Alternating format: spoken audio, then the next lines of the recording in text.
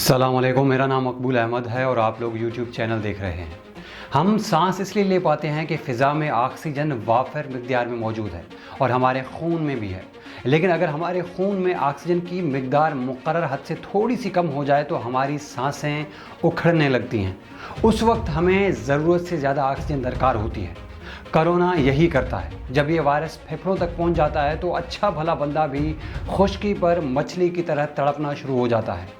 भारत में जिस तरह कोरोना के मरीज़ सड़कों पर ऑक्सीजन के लिए तड़पते दिखाई दे रहे हैं, इन मनाजिर को देखकर सबको खौफ आता है। ऑक्सीजन कितनी बड़ी नेमत है ये अब पता चल रहा है कि भारत में मरीज़ों को अस्पताल ले जाने वालों को अस्पताल के दरवाजे से ही वापस किया जा रहा है। कई तो बाहर सड़क पर इस आस में दम तोड़ देते हैं कि शायद अभी कोई डॉक्टर आकर देख ले या उन्हें ऑक्सीजन सिलेंडर मिल जाए। कुछ तो दूसरे अस्पतालों की तरफ लपकते हैं और रास्ते में ही ज़िंदगी की बाजी हार जाते हैं। लाशें इतनी हैं कि उन्हें जलाने वाला कोई भी नहीं है। वही भारतीय पुलिस जो गुज़िश्ता साल मुसलमानों को मस्जिदों में जाकर डंडे मारती थी, अब सड़कों पर आकर ऐलानात कर रही है कि मुसलमान मसाजिद में नमाज तरावी में दुआ करें कि भारत को इस अजाब से नजात मिल जाए। ये सब कुछ पलक झपकने में नहीं हुआ है। पाकिस्तानियों और दीगर ममालिक की आवाम की तरह जो भारतीय आवाम भी अपनी हुकूमत के अहकामात पर कान धरने को तैयार न थी। SOPs को फॉलो करना तो दूर की बात, वहाँ भी कोरोना को एक साजिश और अमीर की बीमारी करार दिया जा रहा था। फिर वहाँ त्यौहार वगैरह भी खूब अक़ीदत और जोश व खरोश के साथ मनाए जाते रहे। पहली लहर के बाद जब भारत में कोरोना के केसेस कम हुए तो लोगों ने समझा कि ये शायद ये वबा मुकम्मल तौर पर ख़त्म हो गई है, जिसके बाद वो पहले से भी ज़्यादा तेज़ी से लोग आपस में मिलने घुलने लगे थे। पाकिस्तान में भी यही कुछ हुआ है। तीसरी लहर से पहले बज़ाहिर हालात नॉर्मल नज़र आ रहे थे, लेकिन उस दौरान वायरस नई तैयारी के साथ हमला कर चुका था। फिर वायरस की नई किस्मों ने अलग अलग अज़ाब ढा रखा है। बैरून मुल्क से आमदोरफ्त खोलने की वजह से ये नई किस्में पाकिस्तान भी आ गई हैं। अब तक अगरचे कि ये कहा जा रहा है कि पाकिस्तान में भारत वाला वायरस नहीं आया, लेकिन इस बारे में हतमी तौर पर कुछ नहीं कहा जा सकता, क्योंकि भारत से यात्री बड़ी तादाद में पाकिस्तान आए थे। इसके अलावा भी आना जाना लगा हुआ था। आज दुनिया में सबसे ज़्यादा चीज़ जो कीमती नज़र आती है वो ना तो दुबई का बेश कीमत जो बंगला है, न प्राइवेट जेट है और न ही कोई बहुत बड़ा ओहदा।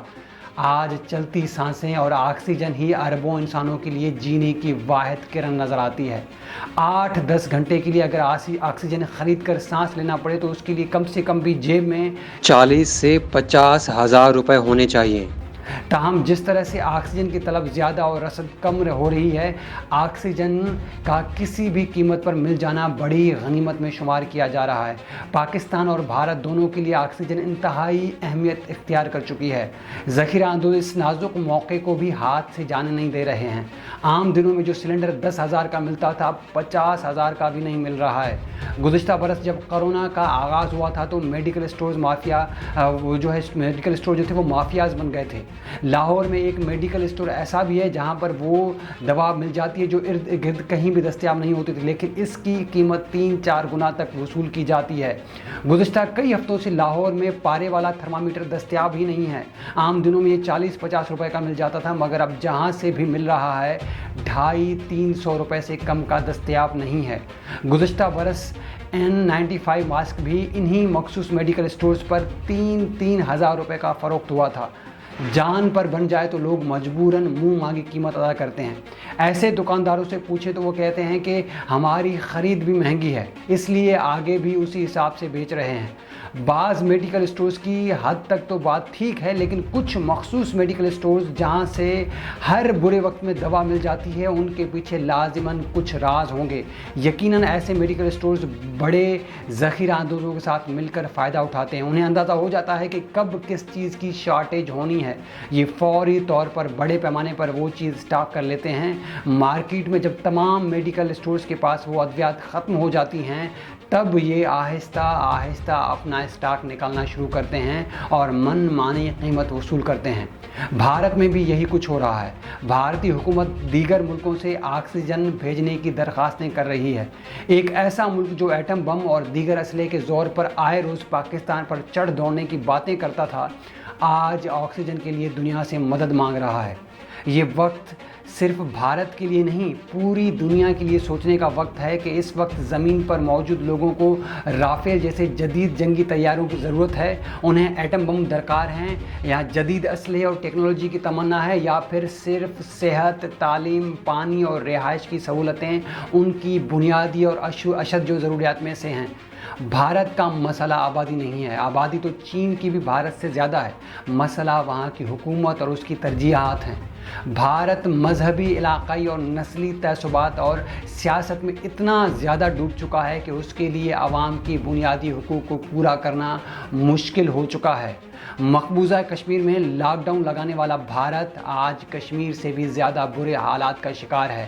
اس کے باوجود پاکستان کی جانب سے بھارت کے لیے اس موقع پر کسی تعصب کا مظاہرہ نہیں کیا گیا ہے، بلکہ حکومت اور عوام دونوں کی طرف سے بھارت کے ساتھ اس موقع پر افسوس اور حالات کی بہتری کے لیے نیک تمناؤں کا اظہار کیا گیا ہے۔ اس کے باوجود بھارتی میڈیا پر پاکستان کے خلاف مسلسل پروپیگنڈا جاری ہے۔ بھارت چین پر بھی شدید تنقید کر رہا ہے۔ کہا جا رہا ہے کہ چین نے خود تو وائرس پر کنٹرول کر لیا لیکن بھارت کی مدد کو نہیں آ رہا ہے۔ بھارتی میڈیا یہ ثابت کرنا چاہتا ہے کہ بھارت میں کرونا کے پھیلاؤ کے پیچھے چین کا ہاتھ ہے۔ کرونا سے قبل بھارت اور چین کے مابین لداخ پر جھڑپیں بھی جاری تھیں۔ معاشی اور دفاعی میدان میں بھی دونوں ممالک ایک دوسرے کو پچھاڑنے کے چکر میں رہتے ہیں۔ چین مگر بہت سیانہ ہے، اس نے اپنی معیشت کے ساتھ ساتھ اپنی جو ہے عوام کا بھی خیال رکھا ہے۔ بھارت اس معاملے میں دھوکہ کھا گیا یا پھر اپنے عوام کو دھوکہ دینے کے چکر میں نقصان اٹھا گیا۔ آج بھارت کی فلم انڈسٹری بھی کرونا کی وجہ سے جو ہے ویران ہو گئی ہے۔ تمام آؤٹ ڈور اور انڈور شوٹنگز رکی ہوئی ہیں۔ معروف بھارتی نغمہ نگار شیام دیہاتی اور شراون راٹھور چند روز پہلے جو ہے کرونا کی وجہ سے وہ انتقال کر چکے ہیں۔ بھارتی ٹی وی چینلز پر اس وقت 125 سے زیادہ انٹرٹینمنٹ شوز چل رہے ہیں، لیکن ان میں کوئی مہمان آنے کو تیار نہیں ہے، جس کی وجہ سے یہ شوز بند ہونے کے قریب ہیں۔ بھارتی میڈیا اور ٹی وی انڈسٹری اپنے سٹاف کو تنخواہیں نہیں دے پا رہی ہے۔ بھارت میں کرونا کے کیسز میں اضافے کے باوجود حکومت نے تہواروں اور انتخابی مہم کے لیے ہونے والے اجتماعات کو روکنے کا فیصلہ نہیں کیا تھا، جس کی وجہ سے وائرس کے پھیلاؤ میں تیزی آ گئی۔ بھارت میں کرونا کے کیسز میں اضافے کے باوجود حکومت نے تہواروں اور انتخابی مہم کے لیے ہونے والے اجتماعات کو روکنے کے لیے کوئی فیصلہ نہیں کیا تھا، جس کی وجہ سے وائرس کے پھیلاؤ میں تیزی آ گئی تھی۔ بھارت میں کرونا کی جو نئی قسم سامنے آ چکی ہے، اسی کی وجہ سے کیسز میں اضافے کی جو ہے بڑی وجہ قرار دیا جا رہا ہے۔ اس موقع پر پاکستان کو بہت زیادہ احتیاط سے کام لینا چاہیے۔ ہمارا ہیلتھ کیئر نظام ہمارے سامنے ہے، جدید ممالک جب اس کے آگے ناکام ہو گئے تو ہم کیا چیز ہیں۔ عید سے قبل اندھا دھند شاپنگ کی وجہ سے کرونا کیسز بڑھنے کا اندیشہ ہے۔ ویسے تو اب فوج آ گئی ہے، لیکن بہتر یہ ہے کہ عوام خود حالات کی نزاکت کو سمجھیں، گھر بیٹھیں، سادگی سے عید منائیں، توبہ استغفار کریں اور اللہ کے عذاب سے نجات کی دعا کریں کہ اس آزمائش سے ہمیں وہی بحفاظت نکال سکتا ہے۔ اگلی ویڈیو تک کے لیے اجازت دیجیے گا، اپنا اور ہمارے چینل کا خیال رکھیے۔ اللہ حافظ۔